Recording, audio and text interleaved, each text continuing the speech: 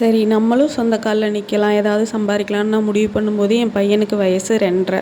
என்னோட மாமியார்ட்ட அவன விட்டுட்டு தான் நான் வந்து வேலைக்கு எல்லாமே போக ஆரம்பிச்சேன்.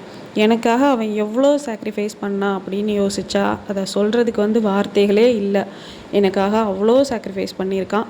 நான் ஒரு நல்ல அம்மாவான்னு அவன்ட்ட கேட்டா, எப்பவுமே "நீ பெஸ்ட்டு மாம்" அப்படின்னு அவன் சொல்லுவான். ஆனா அதே கேள்விய என்கிட்ட நான் கேட்டுக்கிட்டேன்னா, மனசாட்சிய தொட்டு பதில் சொல்லணும்னா, நான் ஒரு நல்ல அம்மாலாம் கிடையாது. அவன் கூட இருக்க வேண்டிய நெறைய சமயங்கள்ல நான் அவன் கூட இருந்ததே கிடையாது.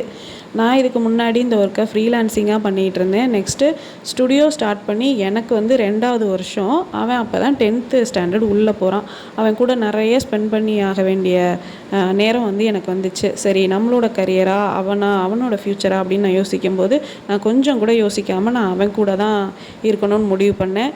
என்னோட கரியரில நான் ஒரு தடவ விழுந்தே எந்திரிச்சாலும் பரவால்ல. அத நான் அகைன் மேனேஜ் பண்ணிப்பேன். பட் அவனோட சாய்ஸ் எதையுமே அவன் மிஸ் பண்ணிறக்கூடாது. அதனால இந்த வருஷம் கம்ப்ளீட்டா அவனுக்காக நான் வந்து டெடிகேட் பண்ணேன். அவன் கூடவே இருந்தேன்.